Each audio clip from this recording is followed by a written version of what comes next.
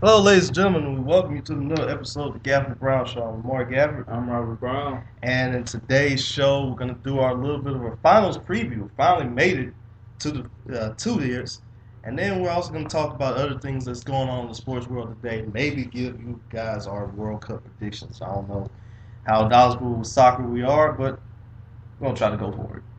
But first off, we got the finals that everybody just had been thinking about right now. Get a rematch. Heat Spurs this year. What do you think about that? And how's it gonna go? Well, the prediction come true. A lot of people had from off season last year. There'll be a rematch of these two teams, and I'm not surprised at all. I mean, I'm a Thunder fan. I like OKC, but honestly, I was just, after that first round against Memphis, and that rough Clippers. Basically 2 7-game series. I was kind of but I'm glad that we'll see a matchup, that went 7 games last year, and I think it'll go 7 this year. I don't know. I'm pretty ready to see these two go at it again. It's rare that we get rematches like this. We haven't had a rematch since the Celtics and Lakers. Bulls Jazz. Yeah, Back to back years. Back to back years. Yeah. So yeah, it's definitely exciting to see. And it's yeah, like I said, it's gonna be I think a lot of things right down on the line here. I mean, the Heat, they make it to the finals for the fourth year in a row, which hasn't been done outside of the Celtics and the Lakers doing it. Then you also have the trying to get themselves a three-peat, first team three-peat since the early 2000s Lakers. But also on the other side, you have San Antonio, who's looking to close out that run that they've had in the Duncan era. Can he get his fifth ring, and can he put himself into that conversation as far as one of the greatest? Even though I already think that he is one of the greatest. Yeah, but he's clearly the greatest power forward of all time.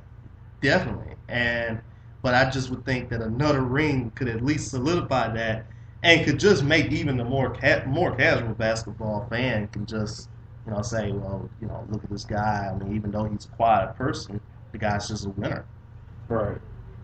Yeah. I've been saying Duncan's the best power forward of all time since maybe I think after ring number 4.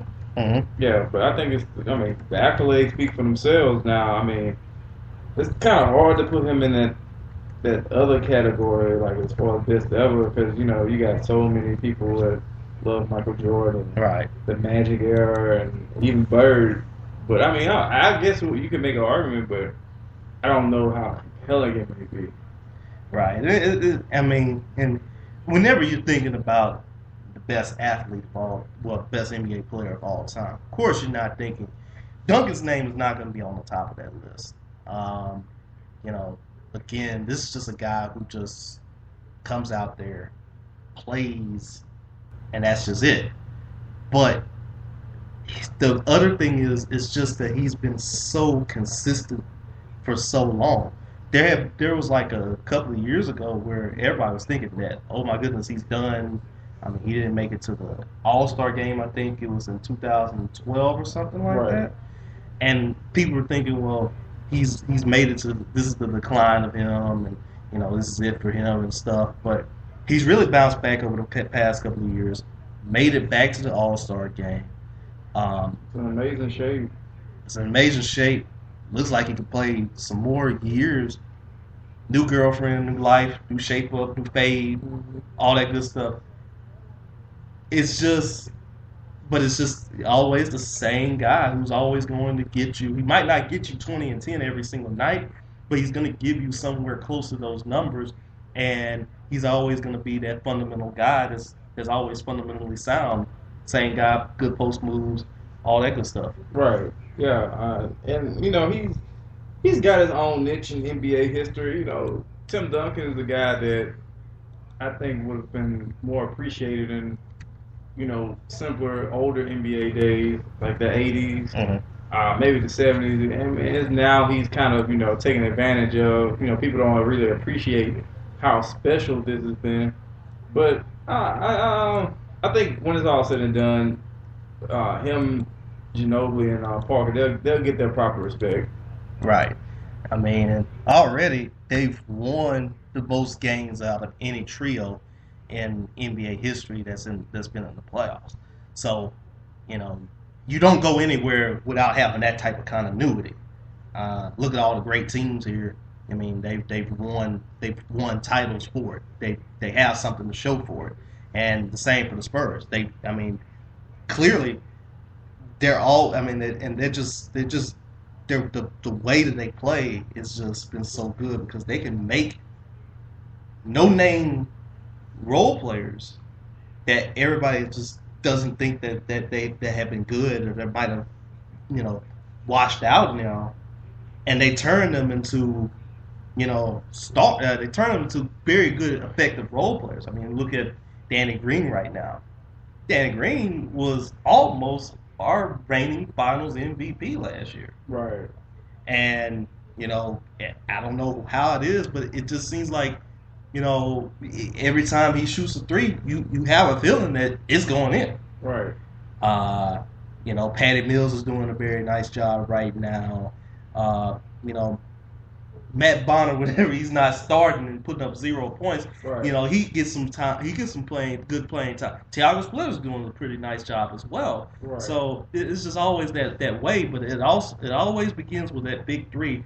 But there's also another rising star on that team too. That's doing pretty well too. What, Kawhi Leonard? Mm-hmm. Yeah, he's become a household name. But I don't know. I honestly attribute it all to their system. I think too many people don't give the system enough credit because that's what makes everything work. Mm-hmm. And we've seen guys leave the Spurs and go do regular things. George Hill, he's still a great player, but yeah. He doesn't look as dynamic as he did when he was wearing black and silver. So exactly. But that's just how they work. They're a meticulous bunch, and their management is great at scouting. They find these guys through waivers, through the Euro leagues, through the draft, and they make it work. Danny Green was a guy who bounced around, and the Spurs took him in. Mm-hmm. You look at what they did with Patty Mills, Thiago Splitter, guys that you've never heard of. They find these guys and they mold them into pretty decent. And you look, they do the older guys like Antonio McDyess flourished. Right. His later career. Robert Horry had a great career with the Spurs. Steve Kerr came in done well. Steve Smith had some pretty big shots for the Spurs. They find the right mix of veterans and the right mix of younger guys, and they make it work. Look at Boris Diaw, the resurgence his career has had. So just kudos to the management. You hear people compare them to the Patriots of the NBA a lot. They have the same type of that blue collar, team first mentality. And I can see those same similarities too. They turn something into nothing, and nothing into something, and they seem to be pretty well. And I guess here's another good question too. Where would you, as we were talking about, where would Duncan rank as far as the top power forwards in the game that's ever played? Where would you rank Popovich as far as the top coaches that's ever played? That's ever coached. He would be top 5, I guess. You could say Red Auerbach, Phil Jackson, Pat Riley, Popovich. I think I would probably put him in there too. Because right now, he is the best coach. Because Larry Brown, for all his accolades, he only has 1 ring. Right. And he's got that bouncing around mentality. Jordan Poole has no rings. Right. Lenny Wilkins has the record for most winning as coaching and losing as well. Right. So he's top 5. Like I said, Red, Phil, Pat. Who number 4? You can say Sloan and Pop. Yeah. That's my top five. I think, yeah, you got to put Pop. I think, and as far as everybody's Mount Rushmore, I mean, Pop has to, I guess Pop does make it in this case. Yeah. Because, you got, like you said, you got Red, you got Pat, you got Phil, and you got Popovich. And, and to just base it outside of that list, I mean, God bless Jerry Sloan. I mean, but even though he doesn't have a ring, but, the guy was also another consistent coach. Yeah, he would round out my top five. Right. He's got to be one of those. He has to be at least one of those that I can't think of anybody else that probably would make it. I mean, other than, Carl, like you said, even though he doesn't have any rings, I mean, a lot of people, the way that he plays, I think, again, Larry Brown was kind of like, fringe guy. Yeah, he's a great coach, but I think more so, the last couple of years, the bouncing around. Right. He landed. I mean, honestly, with Detroit, he won a ring, but honestly, he landed in a good situation. Rick Right. Carlisle deserves a lot of credit for what he did there, and he got to a good situation. I'm not taking anything necessarily away from him, but I mean, Rick Carlisle did a lot of the groundwork, developing the team and those guys. I would even say Don Nelson would be somewhere right around there too. If we're doing, what we're doing on top 10, I think those guys would fill it out. Mm-hmm. And you got a good bunch too. Also, going on to the other side here, you got Miami trying to get their third straight ring in their fourth straight finals, and I guess they know what it's going to take about this, but it's just still been remarkable for what they've been doing right now. I mean, just to get to the finals 4 straight years is an achievement of itself, even if they don't win. But they really want to get that third ring. And once again, it just starts off with that big three of LeBron, Wade, and Bosh.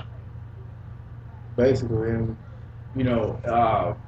everything goes through them. But the thing about that makes Miami so special is the role players. I mean, we've seen the way Ray Allen stepped up. Chalmers still comes through. You still got Anderson, who still brings you a high level of energy. And I guess you could say that secret weapon, maybe Greg Oden, who we haven't seen yet. I mean, they've been teasing him. We've seen him warm up. We've seen him practices, but we really haven't seen him yet. So, I mean, maybe he comes in this series. I don't know. But Miami is just, it's almost like they have too much. So we're definitely going to see what else, they have up their sleeve from this series. Oh, yeah, definitely. I mean, I think it was in the last series they had Tony Douglas, Rashard Lewis. They brought him off the bench, and who else did they bring? Beasley, and they nearly won a game with those three, if not for LeBron having 5 fouls in the game. So, you had that, and they're trying to get to that point. I think again, it's just going to be interesting to see what's going to happen. Already know what you're going to get with the mainstays. Have we seen how much have we seen Haslam play? Haslam's play. I've seen him during the Pacers series. He just hasn't been, as productive as you would expect him to be, or we've seen him from before. But he's played. But he's another guy who could have a big series. Especially from that Vine that he had of Lance Stevenson. Did you get a chance to see that? I haven't seen it yet. Oh man, just was great. But you got your mainstay players, of course, and again, those three are determined to try and win again. I guess it kind of goes down to like the let's just break down everything here.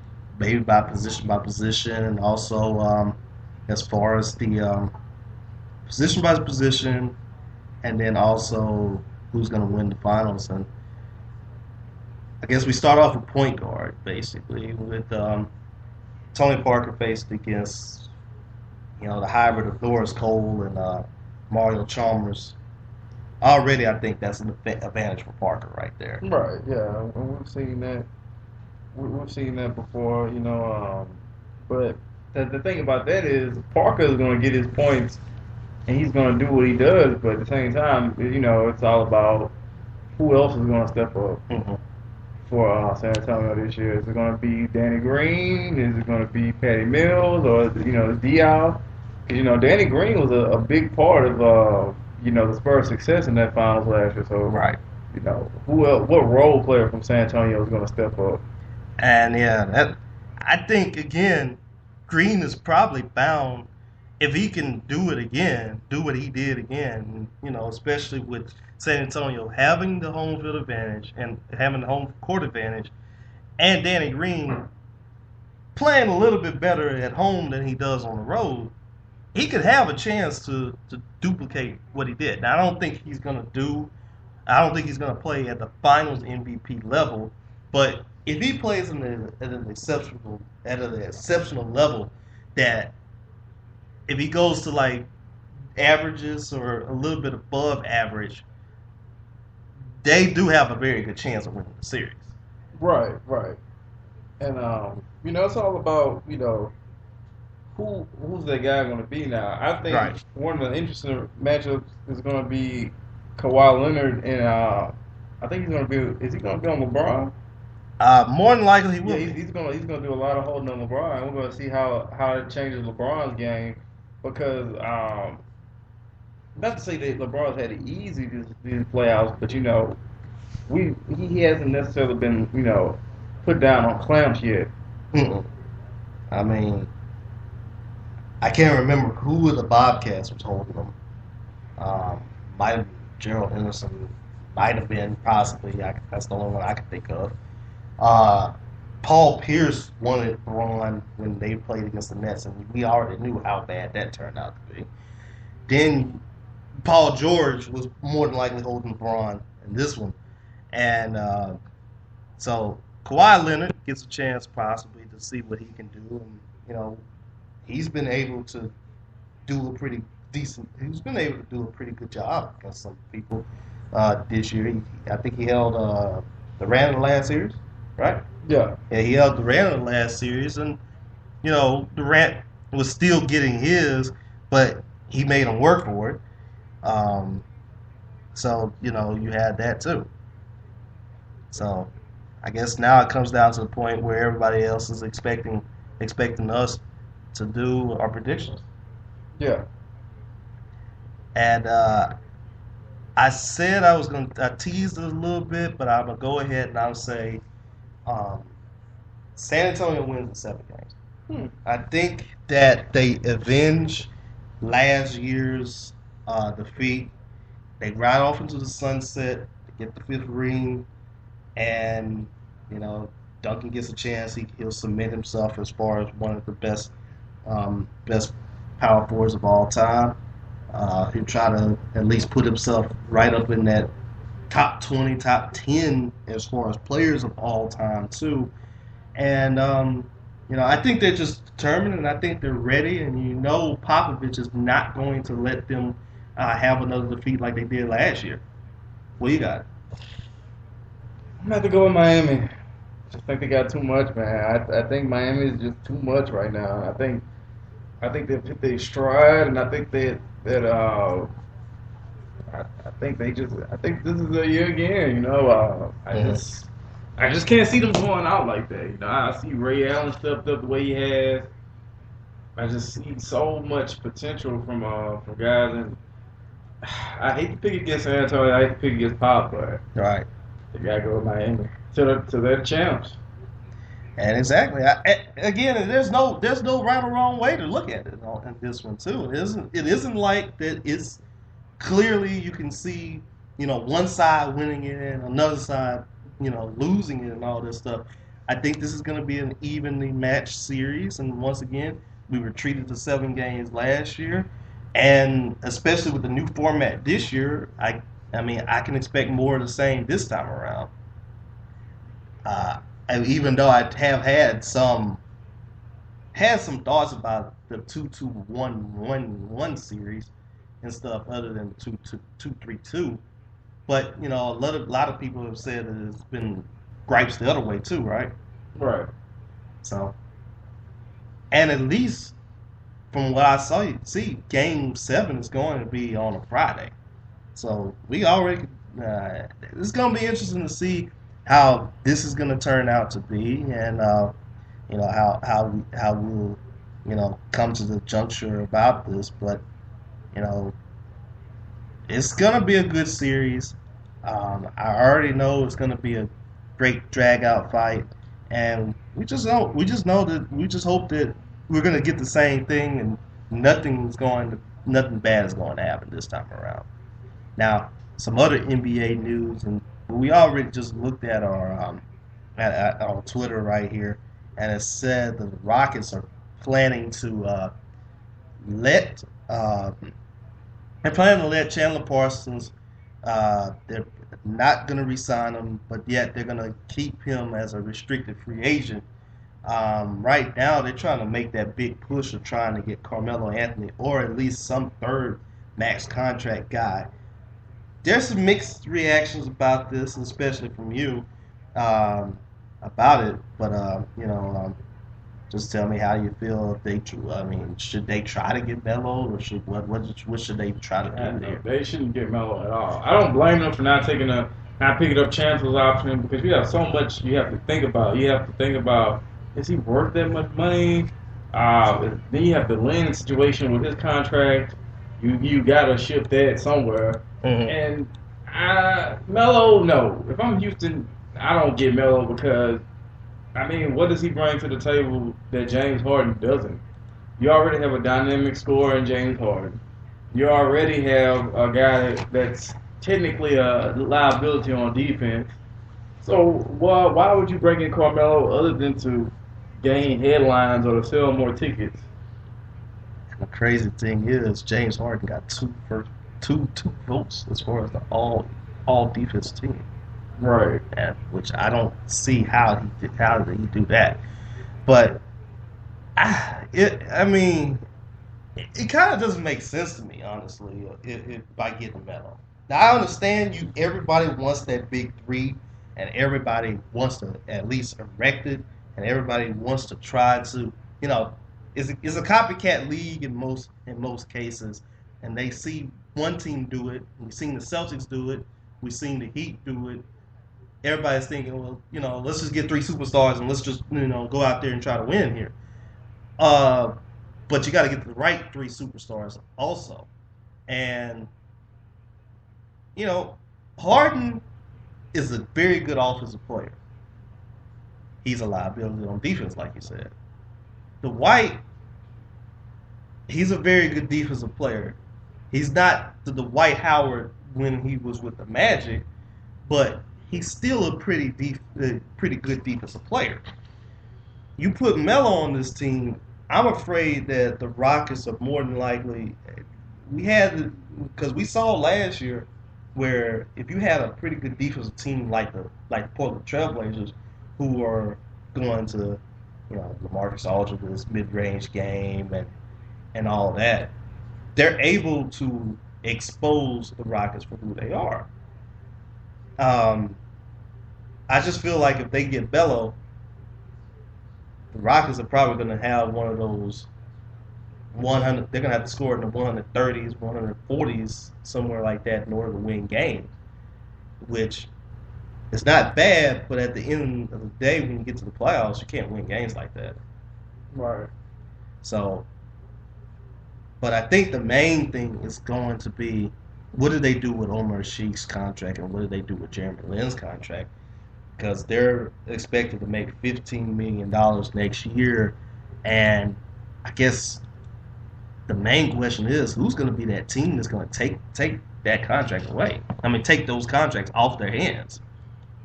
That's the question. Because Lin, that red pill is what, it makes you wonder, was it even worth it? Mm-hmm. Considering that he hasn't necessarily panned out the way Houston thought he would. No, not at all. And, Ashik has been pretty good, but again, he's not a guy that's going to give you offensive stats. He'll give you defense, but he's not going to be a guy that's going to give you offense. And you know, that's going to be interesting to see what they do with those two, because I'm sure there's going to be some team that's going to take that. There's got to be some team that's probably going to tank or something that's be willing to take one of those contracts. But I can't see that team take another one of those contracts. They're going to have to try to find another partner to do that. But it's going to be interesting to see what they do in this offseason. And it's pretty much going to be interesting to see what everybody else do this offseason as well. We had talked about during the before the show about the teams that we're interested in. Who you're more interested in as far as what can they possibly do this offseason, and what if they can definitely the lower tier teams like Houston. I mean, not Houston, but Atlanta. I definitely want to see what Atlanta does, because you got to think about it. Danny Ferry came in. He was able to move Joe Johnson's huge contract. Mm-hmm. He was able to, acquire other pieces. They still make the playoffs. Right. Joe Johnson, he's in Brooklyn. Brooklyn accepted the deal. You see that's going, basically the same. I mean, he goes to the first round, go to the second round, and it's not really much to brag about. And you see, they let Josh Smith go. Got Paul Millsap, still in the playoffs, won 7 games against, Indiana. I mean, that's impressive. Mm-hmm. So I'm interested to see who can they attract to come, what are they going to do for, free agents, draft. I'm interested to see how that goes. I'm interested to see what the Pelicans do. I think they're a team that's going to make the playoffs next year, but I'm interested to see what they do with people like Eric Gordon, Rivers, see what they do with some of those guys. Another team that's interesting to me this offseason, the Celtics. What do they do? Do they move forward with Rondo, continue to build, or do they let him go? Or do they trade him?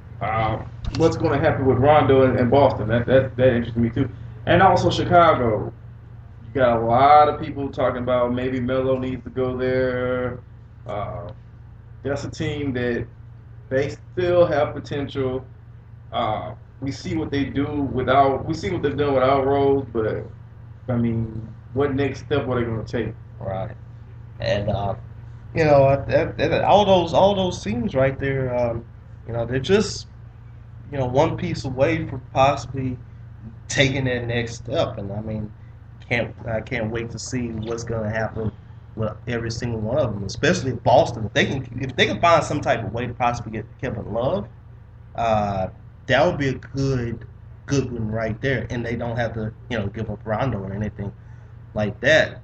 The Hawks, again, I know a lot of people were probably thinking that should they have went to the lottery, but you saw them that took Indiana to 7 games.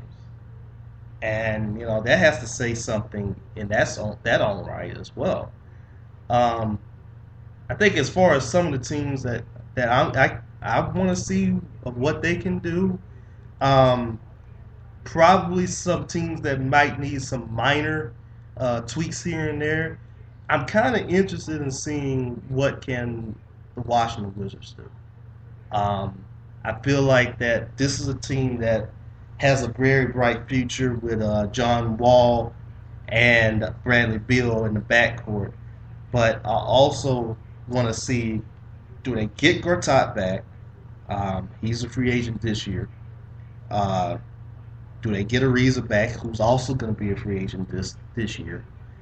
And if they can get those two back, what do they do as far as building up depth as far as their bench? Because I feel like that they're probably a veteran or two away from making it to that conference finals, and they're steadily getting there. And again, it's the East. They just need those one or two more pieces, and I think that they can make it right then. Another team that's probably interesting for me to look at, I want to see what the Hornets do. Like, I think Al Jefferson's a pretty good guy, But they got some young players, and I think again it's all in a matter of them trying to grow together. But I think again they might need another veteran in their office to see what they can do their spot. I guess another fun team that I'm probably interested in seeing what do they do. Phoenix. Right. What next step are they going to take? What next step are they going to take? We weren't expecting them to get close to 50 wins this year. They got to 48, and if they were if they were in the East, they would have easily made the playoffs.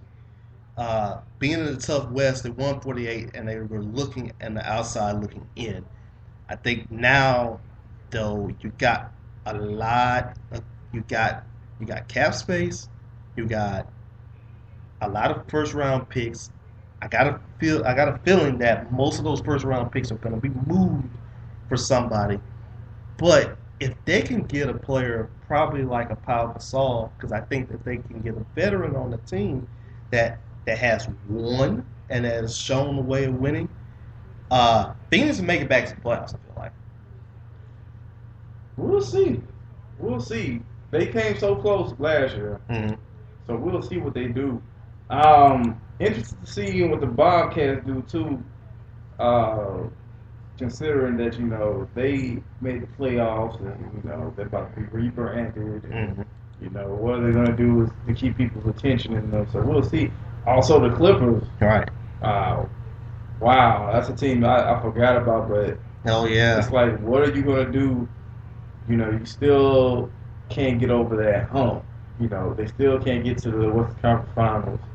They're loaded on the bench. So what do you do? Do you finally move DeAndre Jordan? We know they're not going to move Blake or Paul. Right. So what do you do? Yeah. There's a lot. There's a lot. And I guess there's a few more teams that we could try to see if they can try to do something else here. I mean, I feel like, again, Toronto has a bright future, but, again, it's just trying to see who wants to go there. And then I got a small spot in my heart for the Kings. Like, I just kind of want to see what they do. Yeah, they're a franchise that's in a weird place because they fought so hard to keep their team there, and they're still not necessarily putting off the best product they can. Now, they were competitive last year, yeah. And DeMarcus Cousins seems as if he's matured a bit and that he's ready to take on the role of being a leader. But, as far as, putting the pieces together to, acquire key wins and start, getting a snowball going, that's been the thing missing from them. But I think they have mass potential. It's just about, getting the rest of the pieces there and getting them to, win more games. And then once again, when you're in that West, yeah, the West is so difficult. It's so difficult. Yeah, it's so difficult. We saw several teams last year with records that if they were in the East, they would be, way above the right. AC, within top 5 maybe. Like, it's just so weird because I think we're talking about Sacramento in a way that we were talking about Minnesota a couple of years back. Right. With the potential, with you're thinking that Love is doing well, and then you had Rubio with the team, and you're thinking that they're in Pekovic as well, and you're thinking that they're just that close. They're just that close. And unfortunately, it doesn't come to fruition, and now Kevin Love wants out, and which is going to be the other thing too. You think when do you think they'll get rid of him? I mean, because I'm pretty sure that's not going to. It's not. I mean, I'm pretty sure draft day is. They're going to get rid of him. I'm thinking. So? I'm thinking. I mean, it's either do it now or you're not going to get anything for him. Because nobody wants to be LeBron. No. In a way. And ever since LeBron done that, nobody's going out like that. The Nuggets, the Jazz, they're examples of teams that got, return value for their players. And even more so, too, But nobody wants to get that. So, I mean, if I'm Minnesota, of course the first round pick is going to be one thing. Right. A decent player coming back. A lot of people some people have thrown it out there that they should think that maybe your Thunder should go after Kevin Love, but I mean, I don't see why would you break up that Russell Westbrook, Kevin Durant pair just to get Kevin Love. No, I wouldn't do that. Westbrook is much too valuable. I mean, people see the difference in Westbrook being there and not being there. Last year, Thunder barely made it out of the first round and were nearly swept in the second. This year, they make it to the Western Conference Finals and, almost force a Game 7. Mm-hmm. So, it's pretty tricky to say, he shouldn't be there, they should trade him, whatever. But for Kevin Love, I mean, why? When you have Ibaka already, who's a dominant, who makes a big difference at the post. Now, I do believe OKC should ship Kendrick Perkins away, but to do that, to get rid of Westbrook and a few other pieces for Kevin Love, I think that's too premature. Right. So seeing where he goes is probably going to be an interesting thing. And by the way, we pretty much had another thing that we didn't even mention. What do you think the Lakers are probably going to do in the offseason? Oh, man, the Lakers are such a crapshoot. I have no idea what direction they're going to go in. Obviously, we know Kobe's going to try to make a comeback. Mm-hmm. They still don't have a coach. I've heard some rumors about maybe Derek Fisher being a candidate, but I don't know how accurate that is. Also, I mean, they need so much. They need a point guard. They need a solid post play. What's going to happen to Gasol? Is he going to come back? There's just so much that could go from here to the tip off next season. I honestly don't know what direction they're going to go in. I just know they need to get as young as possible. And honestly, I think Kobe at this point, he knows they're rebuilding. He knows that he's probably not going to make the playoffs next year. I almost wish that before he signed the contract, he thought about this long term and just retired. Because I think it's time. I mean, these aren't going to be fun years. These next 2 years for the Lakers, unless they can pull off some groundbreaking, huge mega deals, and they can't do it because who are they going to trade?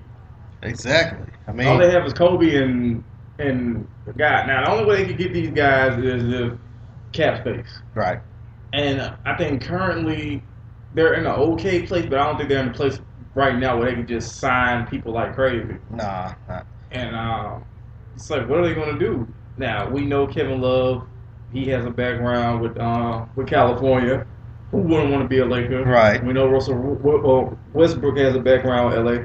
Also, we know Kyrie Irving doesn't really want to be in Cleveland. Oh, no. So, those are guys that you can see going to LA, possibly. But how soon? That's the thing. And it's going to be interesting because I feel like that they're probably going to be doing the same thing next year as they did this year, getting some of these guys to 1-year contracts. Because it seems like everybody's a free agent next year except for Kobe, of course, Nash, Robert Sacre, and then you got Nick Young, who has a player option, which I already think that he's going to test the free agent waters anyway. I mean, why not get out where you still can? Right. You already know Nick Young is going to get his money, so I feel like they're going to do the same thing. I mean, we already know Gasol's not coming back. I don't think he will be coming back. He's gone. Jordan Hill, more like is gone. Kaman Meeks, Marshawn Brooks, Jordan Farmar. They're gonna just. I think the only person that I really can say that they're probably going to keep, Ryan Kelly's a restricted free agent. I think they'll keep Kendall Marshall, but I wouldn't be surprised if he goes to another place that can use him a lot more.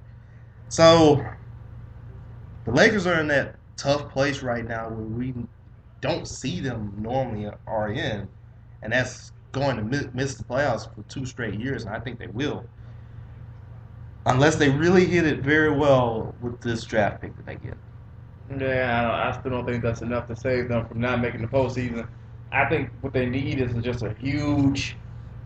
They just need a huge free agent that can come there, and I don't think right now there's anybody that they can land.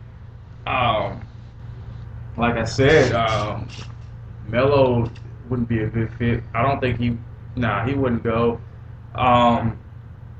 I can't think of anybody else. The only way I can think they make the playoffs is if Cleveland got really desperate and just really wanted to get rid of Kyrie, and LA gave them a number 1, Paul Gasol, and a couple other guys. That's the only way I think they could somehow salvage next season and make the playoffs. But I don't think that's going to happen. And even then, I don't know. It's just they really the Dwight Howard Steve Nash thing has really set the Lakers back 2 or 3 years because they threw so much at those 2 guys. They gave Dwight, the keys to the castle. They gave Steve Nash that deal, and you saw what happened. You basically rented Dwight Howard for a season. Steve Nash hasn't played a full season yet. Hasn't played a full half of a season. It's just been it was a horrible experiment. I'm sure if Mitch Kupchak had that back, he wouldn't have done it. So this is honestly a team honestly the Chris Paul situation set them back. Oh yeah, and I bet you again. But then again, when you think about it, when you look at what Chris Paul had with the Clippers, and you look at it now, would it made any much of a difference? That's true. Because this is one thing I've been really wanting to get out. If you look at Chris Paul and the Clippers, he obviously, let's just be honest, he has more talent there than he did with New Orleans. Right. And he's made it just as far. So what was the point in even leaving New Orleans? That's an interesting thing too. I mean, I know a lot of people are gonna say that they don't see that a dominant point guard can lead a team to the finals. Isaiah Thomas. Except for Isaiah Thomas. Magic Johnson. And Magic Johnson. John Stockton. Right. But it's like the lead option and stuff, which Isaiah was. And Magic kind of was a little bit too. And Stockton wasn't the lead guy, but of course he was the number 2 guy. So I guess at the end of the day, and I really love Chris Paul, but at the end of the day, you got to make your players a lot better than what they are. And he's done that to an extent. Right. Blake has been playing the evolution of Blake Griffin has been very good. I was very critical of him, but he's definitely stepped up. He's right. a much better player than he was years ago. Now, the thing I think about it is you have I think they just have too much talent. If that makes any sense, I think it's too many guys that do the same thing. Right. They have a lot of guys that are really great offensively. You have Jamal Crawford, great offensive player. Right. You have J.J. Redick, a great shooter. You have Dudley, a great shooter. You have a lot of great players that do the same things well, but who do you have that's great at, defense or great at shot blocking other than DeAndre or great at, other aspects of the game? And I think DeAndre Jordan is a guy that they have to think about maybe moving because he's a guy that he has a huge upside, but yet you're still waiting. And I don't think they have too much time where they can wait. You have to really find out if this guy is worth keeping around because he has value. He has trade value. So maybe you could move him, get a couple more role players, get a couple more guys that fit more so into, a scheme than, SportsCenter highlights. Right. And I think, and I've listened to this from Jalen Rose's podcast, where he said that particularly against the Thunder, they had problems with the wing. Like those guys with the versatility and stuff. They had been trying to find a backup at the small forward position for the longest, trying to plug in so many different players. You had Steven Jackson in there. You brought him in. He wasn't doing a pretty good job. They don't have a backup really capable of size that kind of clicked well in the forwards, small forward and power forward. Danny Granger, that kind of was hit and miss. Big Baby, that was a little bit hit and miss. It doesn't seem like that everything that they tried to do, it was a, it didn't seem to work. Um, they need to get, like you said, they need to get a defensive player in that regard, and I think they would be better off.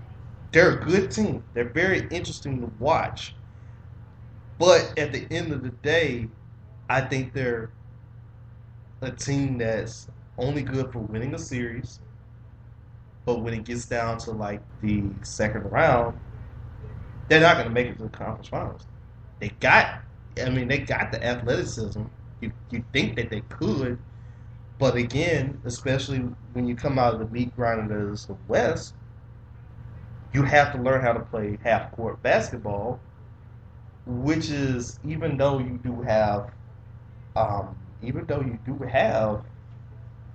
Doc Rivers now, which is a little bit more adaptable to it, they don't really play half court basketball that much.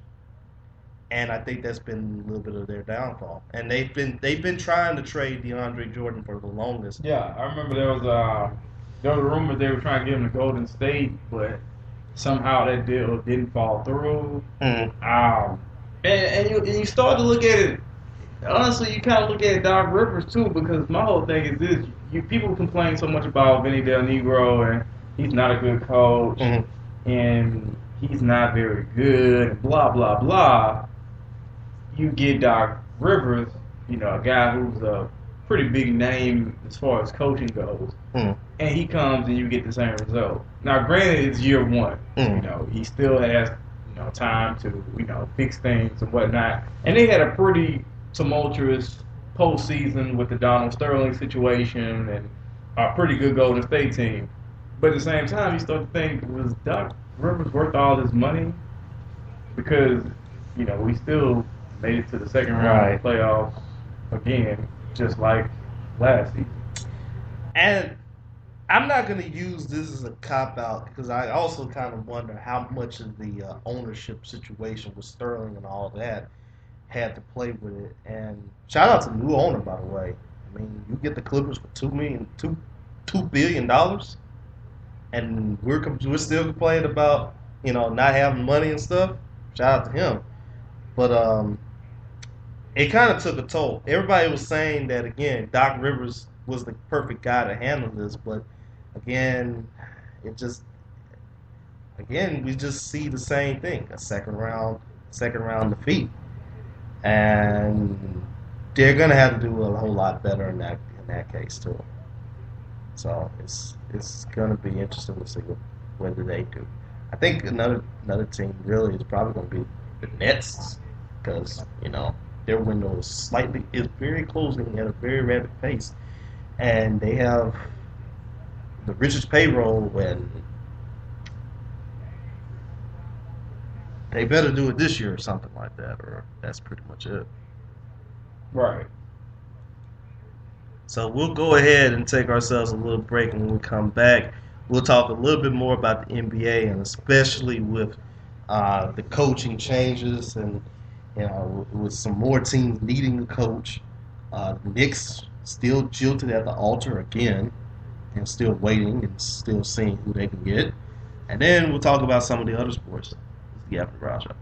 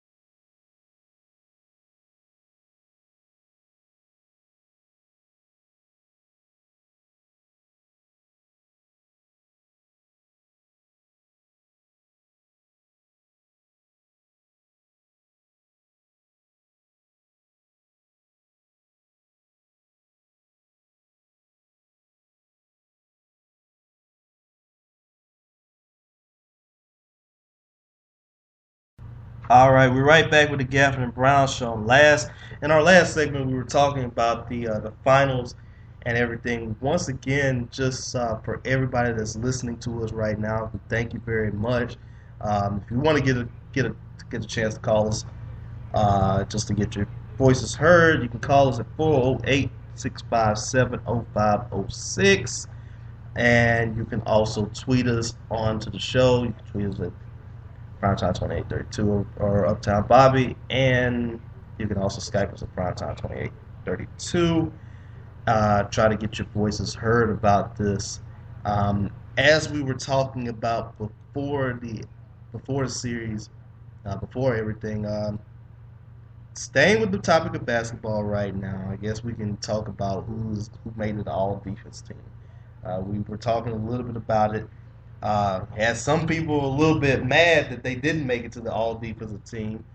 Your first team, Joakim Noah, Paul George, Chris Paul, as we were talking about, Serge Ibaka, and Andre Iguodala.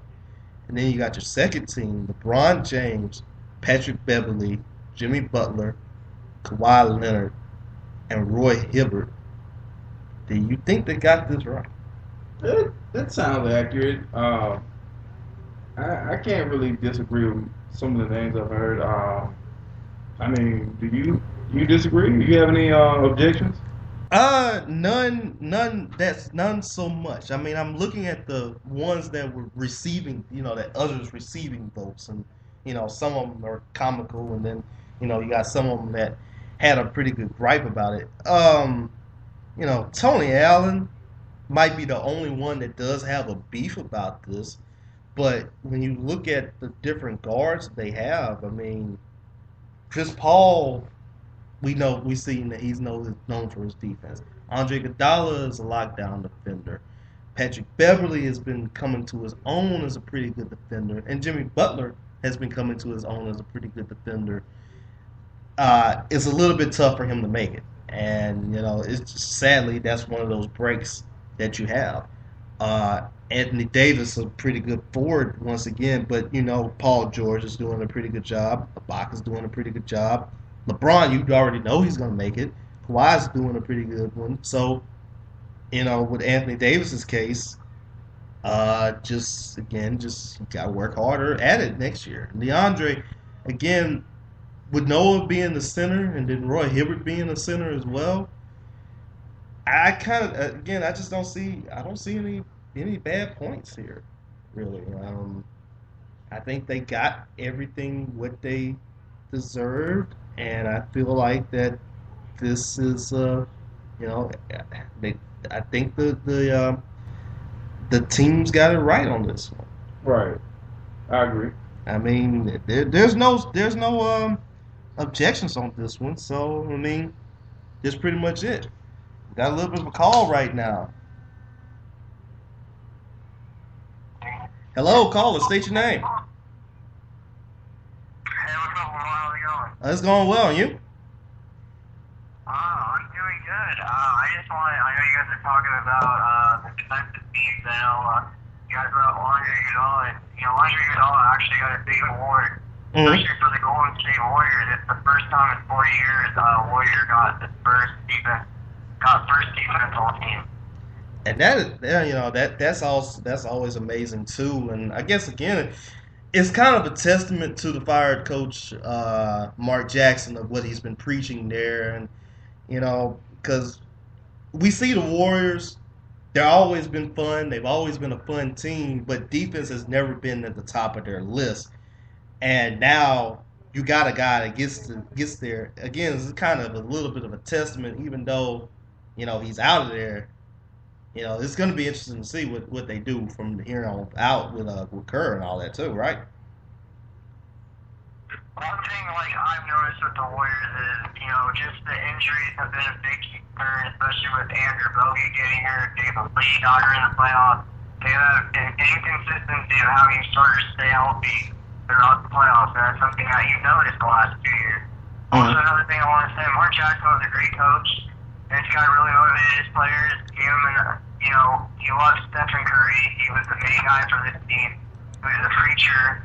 And Now he's gone, he's fired, and a lot of people are confused. I wasn't even confused why he was fired. I mean, I guess the front office, they didn't have that relationship together, which in sort of sense, it kind of makes sense. But also, it kind of questions me why the front office couldn't get along with Mark Jackson, who was doing really well. He improved from 40-something wins to 51 wins a season ago. So, give Mark Jackson credit for bringing his team up in the wins. And, they made it to Game 7 against the LA Clippers, and they just fell short. And, I didn't think the Warriors were winning that series, especially without Andrew Bogut feeling giant DeAndre Jordan, just slamming down on offense and play some great defense. But, I think Steve Kerr is going to be a really interesting guy. I don't think the Warriors are going to make the NBA Finals. I don't think they're going to make it next season. I think it's going to be maybe they get past round 1 and then get eliminated round 2. It's going to be like Jason Kidd situation. But I have to ask you, Robert, I mean, if they don't make it to the finals, then what was the point of firing Mark Jackson in only his 3rd season for a coach that has 0 coaching experience? There's a good comparison. Just say, you're working for the boss, right? You got hired by your boss, but you don't have a really good connection with them. Would you want to stay with that company? What I'm trying to say is, it's kind of like if you and Lamar don't get along and you guys have to work together, do you guys really want to work together or not? And that's kind of how the relationship is. The relationship was with Mark Jackson in the front office.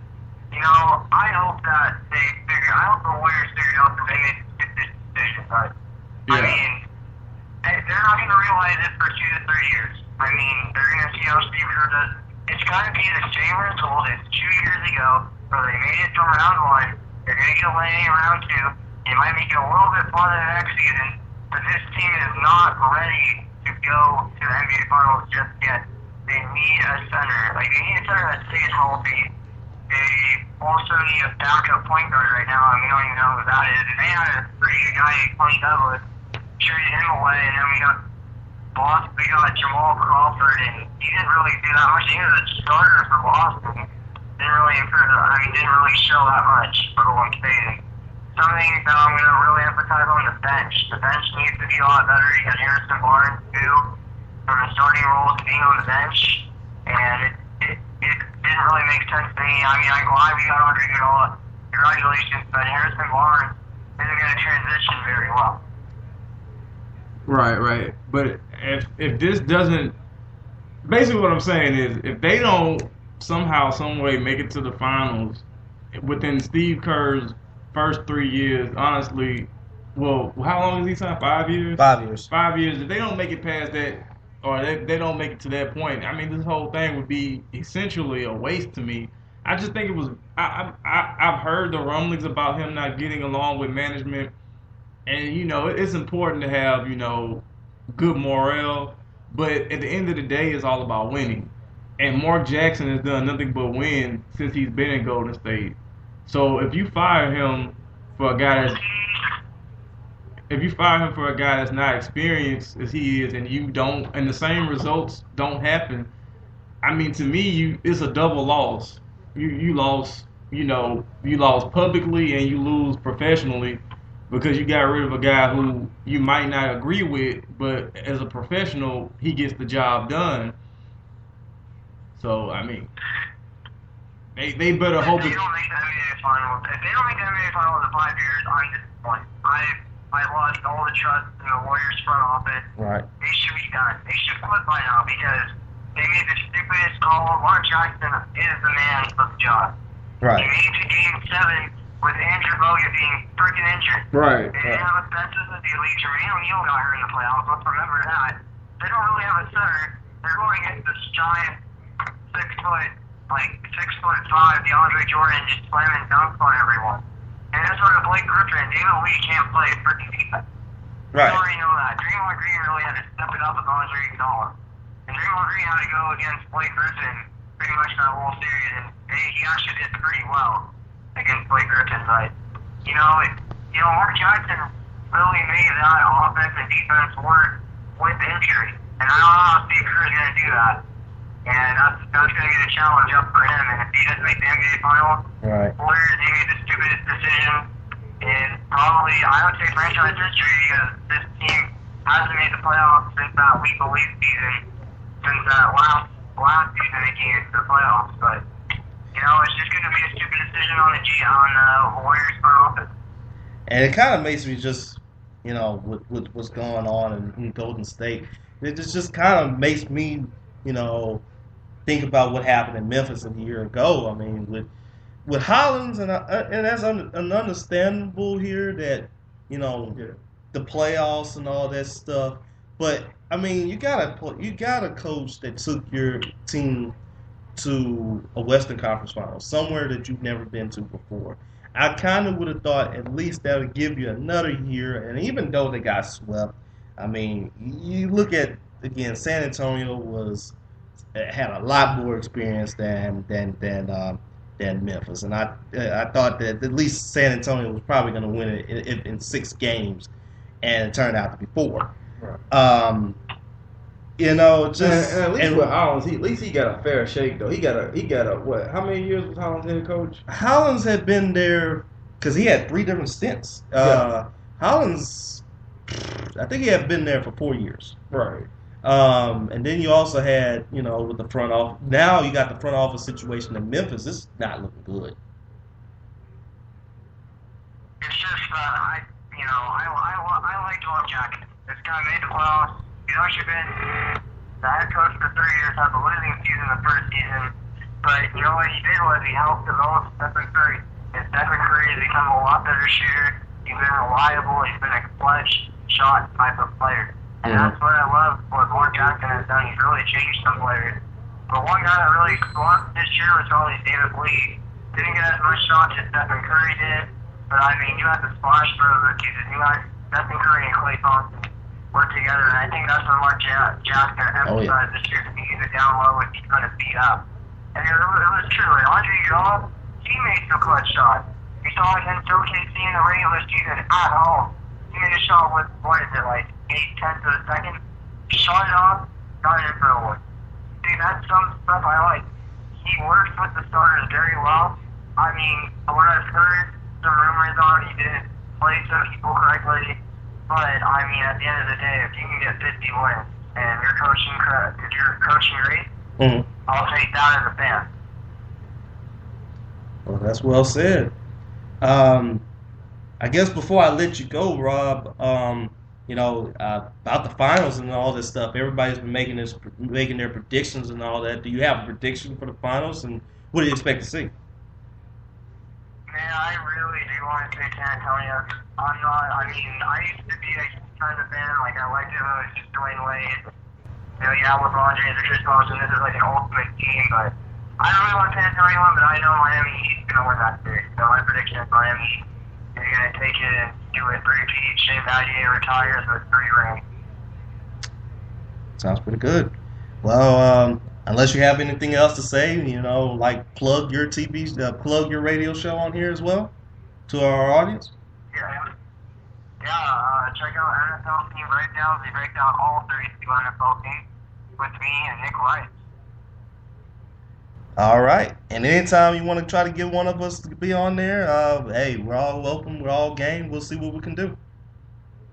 All right. Sounds good. We'll have a good show. All right. Same to you, man. Once again, that was Robert Dieters that just gave us some very good insight about the Golden State scenario right now, and I know you've been very adamant about this, and you know, especially with the phone call right now. I mean, you had pretty much said that you've been very critical about how this hiring has been, and you know, about Steve Kerr and seeing what they can do, and you know, again, I just don't like the move. I don't like the move, and I mean, you rolled the dice on an unproven head coach before in Mark Jackson. And sure, you had a tough first year, but over the last couple of years, he's put the Warriors into heights that they really have not been to before. Now you fire that guy for another unproven head coach, like you said, that had been struggling, that had struggled as a team president when he was with the Suns. And it's going to be interesting to see what did they do, because you paid this guy $5 million a year. So, it's going to be tough to see what they're going to do. And like I said, I hope they don't make the playoffs. Mm-hmm. I hope they just suck. Because I think Mark Jackson got screwed. I think it was unfair. I think it was just a poor decision from management.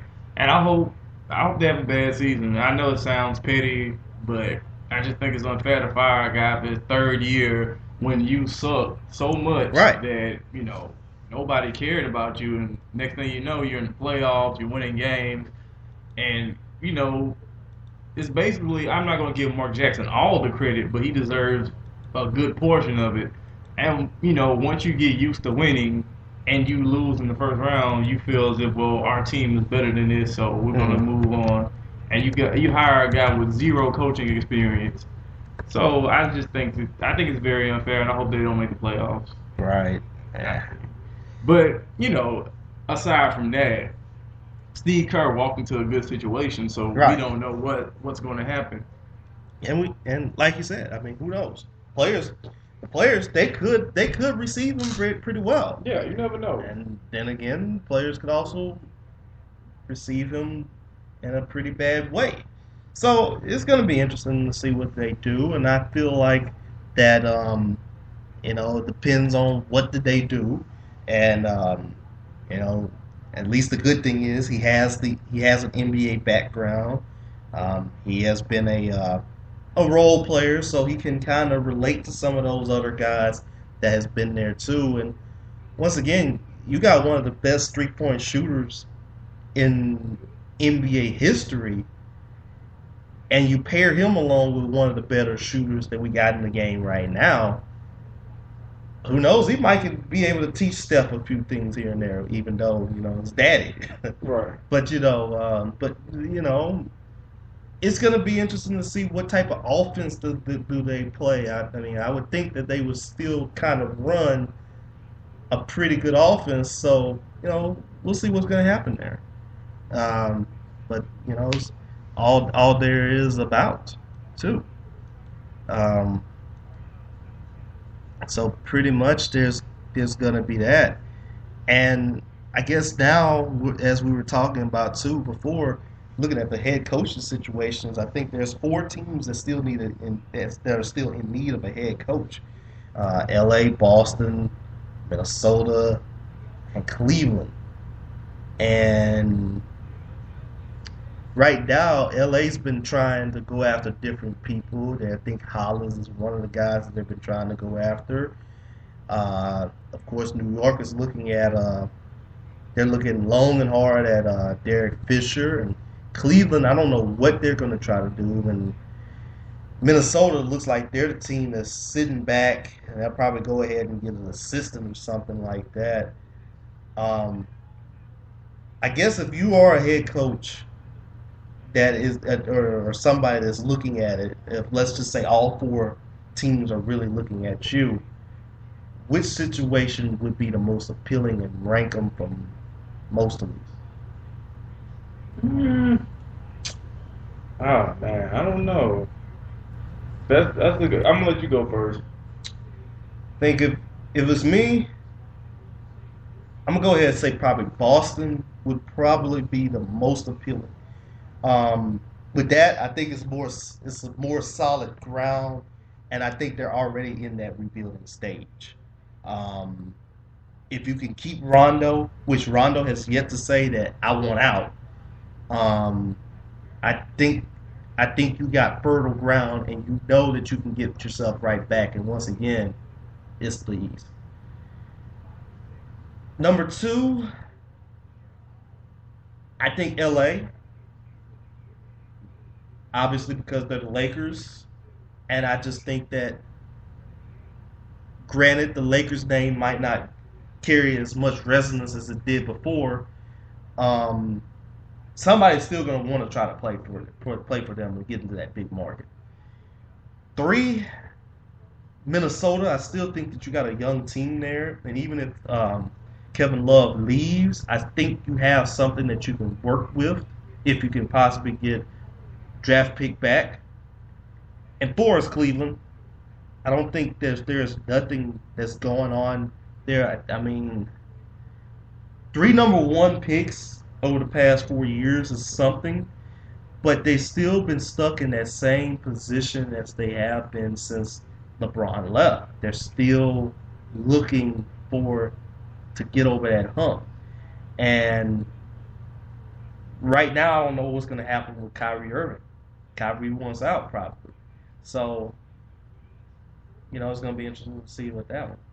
Right. How about you? Yeah, Cleveland will be at the bottom because you don't know what Kyrie's situation is. You don't know if they're going to move him. You don't know. Because at this point, I don't think he necessarily wants to be in Cleveland either.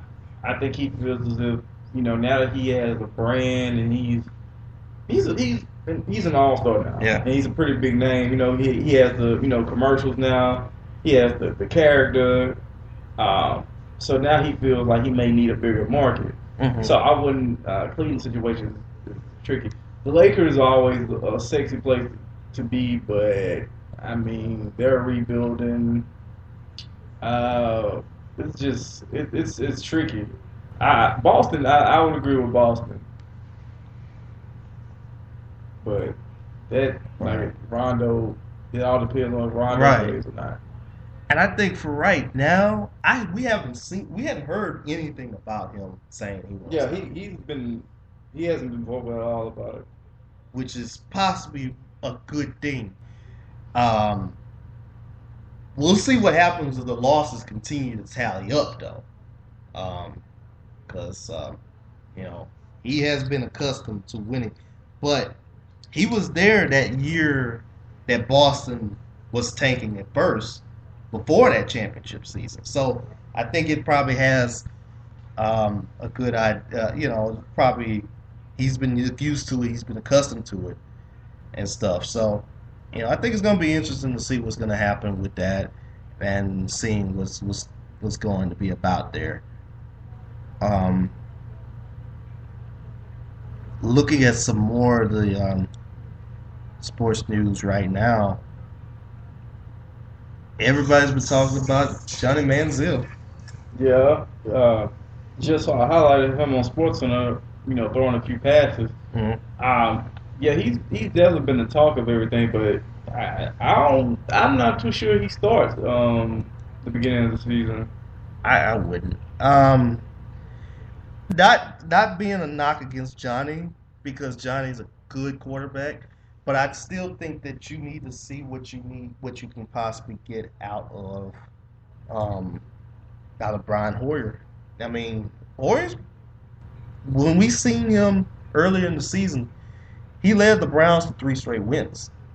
And so obviously there's something there. There's some talent there. I think if he can, redo his magic, maybe the Browns could do something this year.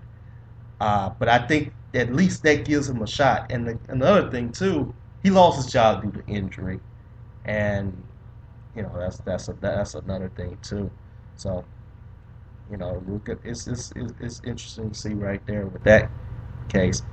Tough injury in Cowboy land too, though, with Sean Lee being hurt, and now it seems like everybody's trying to go after. Cowboys are not just only trying to go in house, but they're also trying to go after old players like Jonathan Vilma, and they're also trying to go after recently retired Brian Urlacher.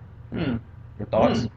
I haven't heard anything about this. I didn't know Urlacher was pondering, coming out of retirement. I think Urlacher still can go, but I mean, do you think this is a desperate move? I mean, don't you think? I mean, if you go after Urlacher, I think it's not desperate. I think it's desperate. If you go, I think they should go after Vilma.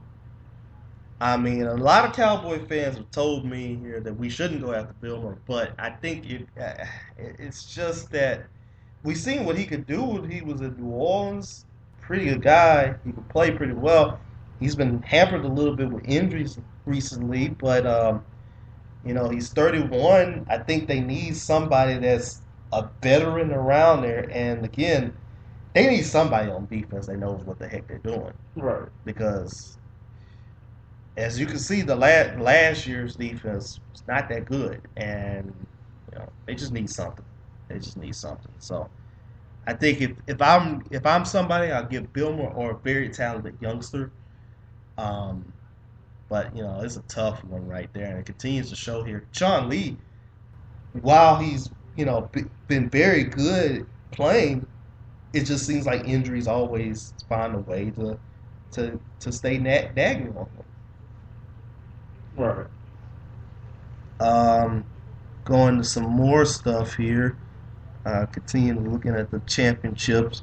Did you get a chance to listen to the Levitard rant? No, I haven't. What was said? Once again, Dan Levitard continues to talk about Indiana and all that good stuff, and just the best way that he could possibly can do it. Basically call it out Lance Stevenson for being a largemouth A-word, and wow. Saying that David West is the closest that they're going to get to the West is by David. Paul George, hit them with the paternity suit thing a couple of times. Little jabs at Hibbert here and there too, and I don't know what was it with the Indiana Pacers, and they're going to need something. I think because we were talking about them before the show too, that what's going to be their future. Yeah, it's interesting what Indiana's next step is, because they seem stuck in the same position. I'm not sure if they go smaller by trying to move Hibbert and acquire a few different pieces, considering that he didn't really show up much in the playoffs. They've already announced that they're going to keep Frank Vogel as their head coach, so we know that they're going to keep the same scheme and system. So I don't know, maybe they just need a few more role players. They have a couple of guys that they might move around. I think George Hill is expendable. I think Lance Stevenson is expendable, even though he's a favorite of mine. I think he's one player that they could possibly move around. Other than that, I don't know what they can do to improve. Honestly, I think the best way for them to make it to the finals is if someone would put Miami out before they had to play them. Right. I think that's pretty much what's going to be it. We thought that they were ready, and it just seemed like at the second half of the season, there's just so much that just went on with the Pacers. You had Hibbert that's just all-star, and I don't know what happened. Why was he thinking that Andrew Bynum was going to take away his minutes and stuff? But again, when you're an NBA player, I understand that might get in your psyche, but you can't let that happen. So it's going to be interesting to see what they do with him. Lance is probably pretty much good as gone though in this case, right? I think he's gone. I think him and Paul George don't get along. Paul George is a superstar, so I think Lance might have to go, which kind of sucks because he's one of the.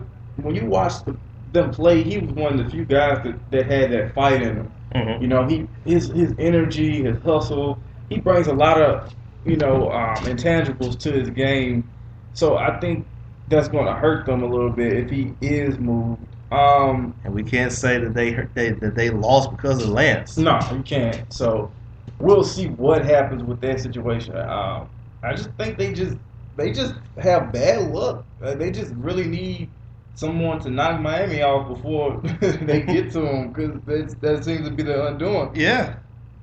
And I think it all depends on the development of Paul George. Does he continue to become, as elite as some people want to call him? I have my reasons to not bash Paul George, but I don't consider him to be as necessarily as great as some people want to, proclaim him to be. I think he's an all-star. Yeah. But I think he's in that level between all-star and superstar. I think he has to take that next step for me to consider him to be elite. So somewhere within maybe like the top 20, probably you would say. Top 10. Statistically, he's top 10. Okay. I can't take that from him. But when it comes to just watching them play, a lot of times he vanishes. Right. And earlier this season, people were in love with him. They were all on the train. I even heard some people say he was better than Durant. It was just crazy people going on. And then you saw the second half of the season, he started to fade away. Right. And during the playoffs, he fades away. I think he relies too much on three-pointers. I think as big as he is, he should drive more and create more free throw opportunities for himself. I think he has a lot of points in this game that he can develop and become better at. Right. We already know he's a very good defensive player. Yeah, too. he plays defense well. But it's just the offensive side of the ball.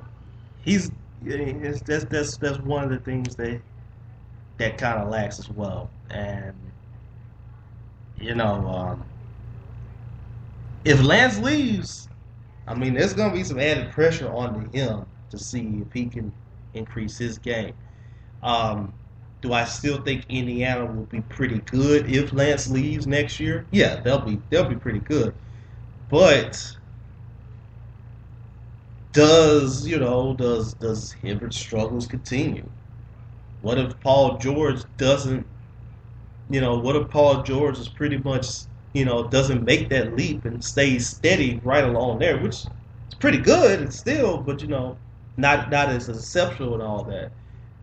It's gonna be interesting. I don't know what's gonna happen with that, but if they could, right now in this case, they're gonna try to look for somebody. They need to look for somebody, and they need to look for Lance's replacement and see if they can develop somebody and to be a very good person. But right now, I think they could possibly make it back to the conference finals. But again, we got the Wizards breathing down their neck, and especially if they lose Lance. I mean, the Wizards could take them over for that spot. Right. You're right. The Wizards are definitely coming. And then you also still got the Bulls. I mean, we're still holding out hope, baby, that Derrick Rose gets everything back. Yeah, and then Brooklyn's still there. Have some fight, and we didn't see them without their best post player in George and Lopez. Mm-hmm. So we'll see how they do. Once Lopez comes back, and if he can stay healthy through the whole season, that's an entire different dynamic of their game. Let's see here. Then there's some more stuff here. Hockey, of course. New York and L.A. So two of the biggest boos here. Let's see. Donald Sterling's facing a lawsuit. Just same old stuff right there. College World Series. Have you been keeping up with a little bit of that? No, I haven't. Just honestly, earlier we just saw the softball champions, the Florida Gators, win, but I have not seen any baseball, the College World Series. I'm laughing at this tweet here saying, Rockets say if LeBron opts out, which he won't, they'll pursue him. Bro, what are they smoking in H-Town? Right. But I think that's gonna be interesting too. Shout out to Florida. I think Florida won it. Yeah. Florida girls, shout out to them for winning over it. Alabama. I think right here, I think at the baseball part, it's been a little bit of a shocker. You got so many teams that with national seeds going away. I mean, Florida State and Florida hosted their own regional rounds, but yet they weren't able. They didn't get a win. So again, that's the toughest part of it. Jackson State, shout out to them for beating ULL once, even though ULL still came out of their regional, and they're still going to a super regional. Like I said, shout out to Jackson State. I know that's going to be something right there in those kids' minds because they've had a tough road to get there, where they had a bus that caught on fire early in May. And then they take down the number one team. That's going to be something that they'll never forget. I think the main surprise was LSU losing, and they lost 12-2 to Houston. And for somebody that, we got a Louisiana team in there in ULL, it just feels odd that Louisiana team is there and it's not LSU. That's that's going to try to go out there for the College World Series. Right. Let's see here. Some more stuff that we're looking at right now. Shout out also to Jim Kelly, who's been battling cancer. Yeah. And got a chance to see some of his photos. Nick Saban has a new deal. Yeah, I just saw that till 2022. Yes. And it's a long time. He's going to get paid $7 million a year. I bet that's more than the dean and the president Probably put together. The biggest offices in Alabama. Again, it's just he's one of the best coaches, but again, it just cries foul here that the coach is making a lot of money and the power office is making a lot of money through the players, but yet the players aren't getting paid, and that's going to be one of the things that I wish that one day that they could rectify everything. Let's see. We were talking about the Rockets. Here earlier in the episode. French Open. I was shocked to see that the Williams sisters lost in the same day last week. Right. And right now, it just seemed like they just got back to the States, and Serena's having time of her life right now on South Beach at the game.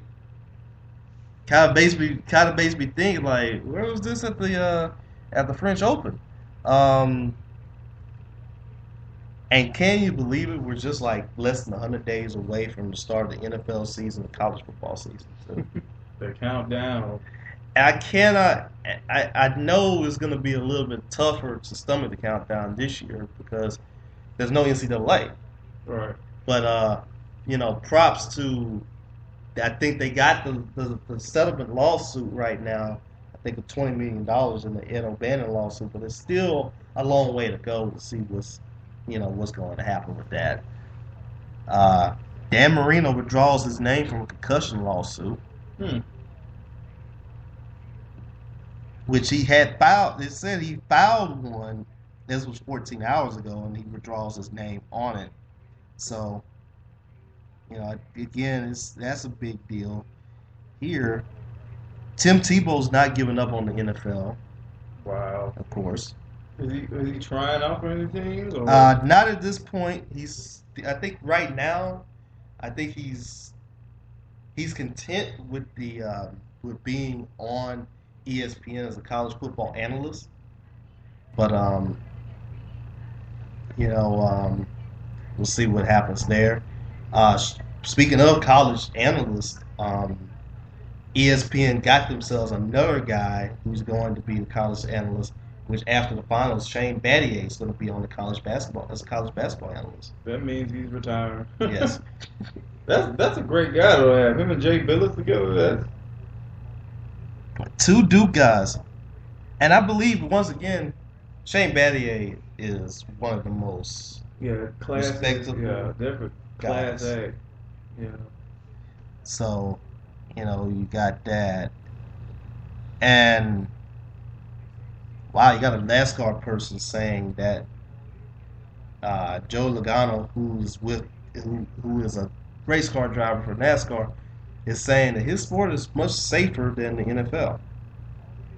Uh, that's different. I've never seen the NFL got die on the field. I've seen the NASCAR got die. So Yeah, I don't know. pour out a drink a little bit for Dale Earnhardt. And then you also got the best available free agents that are still around, which I'm looking at from the Eagles here. Some of the best remaining free agents: Jermichael Finley, Dustin Keller, Kevin Williams, Santonio Holmes, Bryant McKinney, Brett Kiesel, Asante Samuel is there as well, and Ronnie Brown, and James Harrison. So good names. I'm shocked James Harris is a free agent. Maybe the Cowboys should try to get him. Maybe but then so, again, but he comes with so much baggage. yeah. And again, I guess the scheme is not going to fit him too much too. And pretty much last but not least,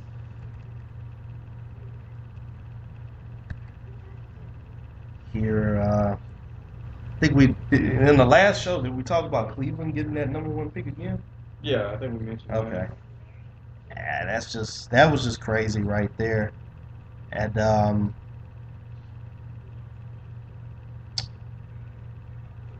I guess that's pretty much it right now. So any idea when our next show is going to be? We can shoot for next Tuesday. All right. So we'll try to have something there. And if there's any other changes, we'll let you know about that. And while we continue to wait, pretty much we'll just end the show on this note right here. So I'm Lamar Gafford. I'm Robert Brown. And until next time, see you later.